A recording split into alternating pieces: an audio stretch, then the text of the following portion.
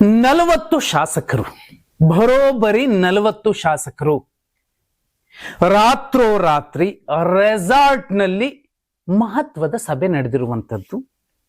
ಅಲ್ಲಿ ಕೆಪಿಸಿಸಿ ಅಧ್ಯಕ್ಷ ಡಿ.ಕೆ. ಶಿವಕುಮಾರ್ ಅವರು, ಉಪಮುಖ್ಯಮಂತ್ರಿಗಳು ದಾವೋಸ್ ನಲ್ಲಿ ಇದ್ರೆ ಆ ಸಮಯಕ್ಕೆ ಸರಿಯಾಗಿ ತಮ್ಮ ಆಪ್ತರಿಗೆ ಒಂದು ಮೆಸೇಜ್ ಕೊಡ್ತಾರೆ, ಯಾವುದು ಮೀಟಿಂಗ್ ಮಾಡಬೇಡಿ ಅಂತ.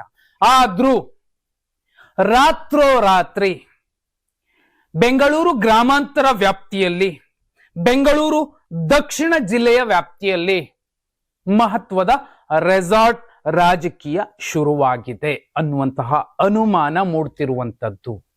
ಅದರ ಮುಂದಾಳತ್ವ ವಹಿಸಿದ್ಯಾರು? ಮೇ 18, 2023ನೇ ತಾರೀಕು ದೆಹಲಿಯಲ್ಲಿ ತಮ್ಮ ಅಣ್ಣನ ಪರವಾಗಿ ಮಹತ್ವದ ಸಂದೇಶ ಸಾರಿದಂತಹ ಮಾಜಿ ಸಂಸದ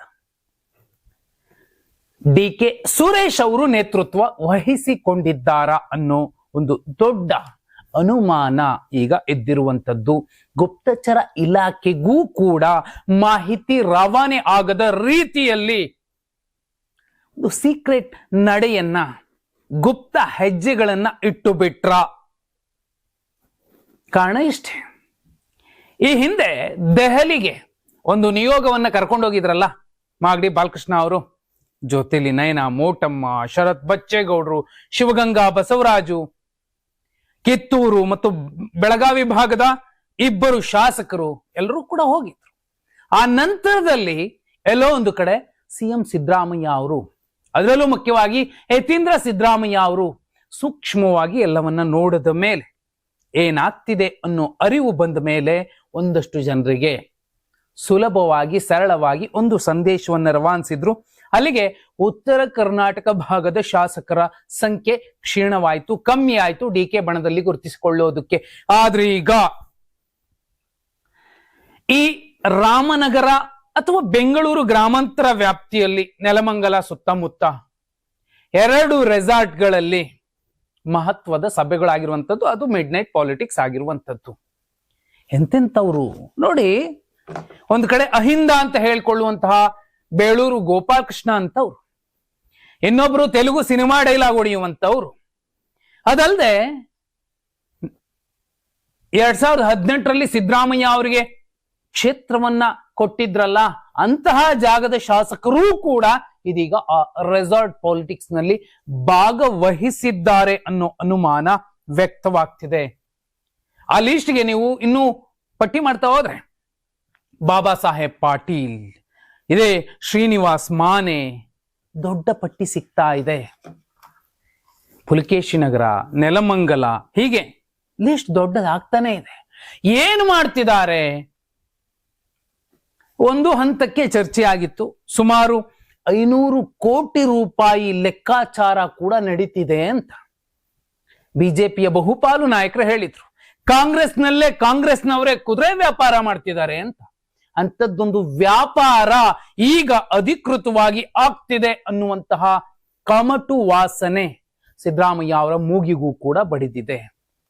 ಬಜೆಟ್ ಮಂಡನೆ ಆದ್ಮೇಲೆ, ಬಜೆಟ್ ಅನುಮೋದನೆ ಆಗೋಕ್ಕೂ ಮುಂಚೆನೆ ಅಥವಾ ಆದ್ಮೇಲೆ ಕುರ್ಚಿ ಬದಲಾವಣೆ ಆಗದೆ ಹೋದ್ರೆ, ಅಥವಾ ಹೈಕಮಾಂಡ್ ಕರೆಸಿ ಅಧಿಕಾರ ಹಂಚಿಕೆಯ ಒಪ್ಪಂದ ಇಂಥದ್ದು ಅನ್ನೋದನ್ನ ಹೇಳದೆ ಹೋದ್ರೆ, ರಾಜ್ಯದಲ್ಲಿ ನಾವೇನ್ ಬೇಕಾದ್ರೂ ಮಾಡ್ತೀವಿ, ನಮ್ಗ ಶಕ್ತಿ ಇದೆ, ಇಂಥದ್ದೊಂದು ಮೆಸೇಜ್ ಅನ್ನ ಕೊಡ್ಲಿಕ್ಕೆ ರೆಡಿ ಆಗಿದ್ದಾರೆ.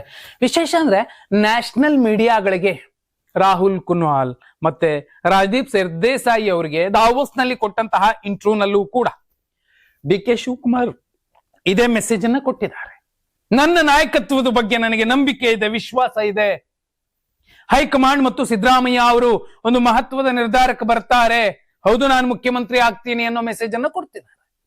ಇದರ ಮಧ್ಯೆ 21-18 ಶಾಸಕರಿದ್ದಂತಹ ಸಂಖ್ಯೆ 40ಕ್ಕೆ ತಂದು ನಿಲ್ಸ್ಕೊಂಡಿದ್ದಾರೆ ಡಿ.ಕೆ. ಸುರೇಶ್ ಅವರು ಅನ್ನುವಂತಹ ಸಂಶಯ ಏನಿದೆ, ಒಂದು ಕ್ಷಿಪ್ರ ಕ್ರಾಂತಿ ಮಾಡೋದಕ್ಕೆ ಸಜ್ಜುಗೊಳಿಸಿದ್ದಾರೆ. ಟೀಮ್ ಸಜ್ಜಾಗಿದೆ. ಆದ್ರೆ ಇಷ್ಟೆಲ್ಲ ಆದ್ಮೇಲೂ, ಯಾಕಂದ್ರೆ ನೋಡಿ, ದಾವೋಸ್ಗೆ ಸಿದ್ದರಾಮಯ್ಯ ಅವರೇ ಹೋಗಬಹುದಿತ್ತು, ಆದ್ರೆ ಅವರು ಬಜೆಟ್ ನ ಪ್ರಿಪರೇಷನ್ ನಲ್ಲಿ ಇದ್ದಾರೆ. ಮತ್ತೆ ಇಲ್ಲೆಲ್ಲ ಏನ್ ವ್ಯತ್ಯಾಸಗಳಾಗ್ತಿದೆ, ಇಂತಹ ಸಂದರ್ಭದಲ್ಲಿ ಅವ್ರು ಇಲ್ಲೇ ಇರ್ಬೇಕಾಗತ್ತೆ, ಅಲ್ಲಿಗೆ ಹೋಗೋದಲ್ಲ. ಆದ್ರೆ ಡಿ ಕೆ ಶಿವಕುಮಾರ್ ಅವರಿಗೆ ಎರಡೂ ಬೇಕು, ಕುರ್ಚಿನೂ ಬೇಕು, PR ಬೇಕು. ನಾನು ದಾವೋಸ್ಗೆ ಹೋಗಿದ್ದೆ, CM ಜಾಗದಲ್ಲಿ ನಾನೇ ನಿಂತು ಮಾತಾಡಿದ್ದೆ ಅಂತ ಹೇಳ್ಕೊಳ್ಳೋದಕ್ಕಾದ್ರೂ ಅವ್ರಿಗೊಂದು PR ಸ್ಟಂಟ್ ಮಾಡ್ಕೊಳ್ಳಿಕ್ಕೆ ದಾವೋಸ್ ಭಾಗಿಯಾಗುವಂತಹ ವಿಚಾರ ಬೇಕಾಗಿತ್ತು. ಅವರು ಭಾಗಿಯಾಗಿದ್ದಾರೆ. ಅಲ್ಲೂ ಸುಮ್ಮನೆ ಕೂತಿಲ್ಲ. ರಾಷ್ಟ್ರೀಯ ಮಾಧ್ಯಮಗಳಲ್ಲಿ ಈ ಕಿಡಿ ಹೊತ್ತಿಸೋ ಮೂಲಕ ಕುರ್ಚಿ ಕದನ ನಿಂತಿಲ್ಲ, ಜೀವಂತವಾಗಿದೆ ಅನ್ನೋ ಮೆಸೇಜ್ ಕೊಡ್ಬೇಕಿತ್ತು, ಕೊಟ್ಟಾಗಿದೆ. ಆದ್ರೆ ಈ 40 ಜನ ಸೇರ್ಕೊಂಡು ಏನ್ ಮಾಡಬಹುದು ನೋಡಿ. ದುರಾದೃಷ್ಟ, ಅದರಲ್ಲಿ ಹಿಂದುಳಿದ ವರ್ಗದ ಶಾಸಕರು ಕೂಡ ಇದ್ದಾರೆ, ಅಲ್ಪಸಂಖ್ಯಾತ ಶಾಸಕರು ಕೂಡ ಇದ್ದಾರೆ, ಶಾಂತಿನಗರದವರೆಲ್ಲ ಇದ್ದಾರೆ ಅನ್ನುವಂಥದ್ದೇನಿದೆ, ಇದು ನಿಜಕ್ಕೂ ಸಿದ್ದರಾಮಯ್ಯ ಅವರು ಸುಖ ಸುಮ್ಮನೆ ಕೂರೋದಿಲ್ಲ. ಏನು ಅವ್ರು ಹೇಳಿದ ಮಾತ್ರಕ್ಕೆ ಬಿಟ್ಕೊಡ್ತಾರೆ ಅನ್ನುವಂತಹ ಸ್ಥಿತಿನೂ ಇಲ್ಲ. ಒಂದು ವೇಳೆ ಅದೇ ಆಗಿದ್ರೆ ಇಷ್ಟೊತ್ತಿಗೆ ಯಾವಾಗ್ಲೂ ಡಿ ಕೆ ಶಿವಕುಮಾರ್ ಅವರು ಮುಖ್ಯಮಂತ್ರಿ ಆಗ್ಬೇಕಾಗಿತ್ತು. ಆದ್ರೂ ಅಣ್ಣನಿಗೋಸ್ಕರ ತಮ್ಮ ಎಂಥದ್ದೇ ನಿರ್ಧಾರಕ್ಕಾದ್ರೂ ಎಂಥದ್ದೇ ಸವಾಲು ಎದುರಿಸಿಕ್ಕಾದ್ರೂ ಸಜ್ಜಾಗಿದ್ದಾರೆ ಅನ್ನುವಂತಹ ಮೆಸೇಜ್ ಆ ಬಣದಿಂದ ಬರ್ತಿರುವಂತದ್ದು. ಒಂದು ವೇಳೆ ಅದೇ ಏನಾದ್ರೂ ಆದ್ರೆ ಡಿ ಕೆ ಶಿವಕುಮಾರ್ ಅವರು ಬೇರೆ ಪಕ್ಷಗಳು ಹೋಗೋ ಸಾಧ್ಯತೆಗಳು ತೀರಾ ವಿರಳ. ಅವರದ್ದೇ ಸರ್ಕಾರ ಅವರೇ ಕೆಡುಕೊಂಡ್ರೆ ಅವ್ರಿಗೆ ಬಹುದೊಡ್ಡ ನಷ್ಟ ಆಗುತ್ತೆ. ಅದರಲ್ಲೂ ಮುಖ್ಯವಾಗಿ ಅಹಿಂದ ನಾಯಕನ ಸರ್ಕಾರವನ್ನ, ಸಿದ್ದರಾಮಯ್ಯನ ಸರ್ಕಾರವನ್ನ ದೇವೇಗೌಡರು, ಕುಮಾರಸ್ವಾಮಿ ಅವರು ಹೇಳಿದ್ರು, ಇವರೇನು ಮಾಡ್ಕೊಳಕ್ಕಾಗಲ್ಲ, ಸಿದ್ದರಾಮಯ್ಯ ಅವರು ನಮ್ಮ ಪಕ್ಷದಲ್ಲಿದ್ದವರು, ಅವರ ತಾಕತ್ತೇನೋ ಅವ್ರೇನ್ ಮಾಡಬಹುದು ನಮಗ್ ಗೊತ್ತಿದೆ, ಏನು ಆಗೋದಿಲ್ಲ ಅಂತ ಹೇಳಿದ್ರು. ಆದ್ರೀಗ ಏನೋ ಒಂದು ಆಗ್ತಿದೆ, ಅದಕ್ಕೆ ರಾತ್ರಿಯ ರೆಸಾರ್ಟ್ ಪಾಲಿಟಿಕ್ಸ್ ಸಾಕ್ಷಿ ಅಂತ ಒಂದು ಬಣ ಒಂದು ಮೆಸೇಜ್ ಅನ್ನ ಕೊಡ್ತಿದೆ. ಏನಾದ್ರೂ ಕ್ಷಿಪ್ರಕ್ರಾಂತಿ ಆಗಬಹುದಾ? ಸಿದ್ದರಾಮಯ್ಯ ಅವರು ಸುಮ್ಮನಿರ್ತಾರ? ಡಿ ಕೆ ಶಿವಕುಮಾರ್ ಅವರು ಸಿದ್ದರಾಮಯ್ಯ ಅವರ ಸರ್ಕಾರವನ್ನ ಕೆಡವಕ್ಕಾಗತ್ತಾ? ಕಮೆಂಟ್ ಮಾಡಿ.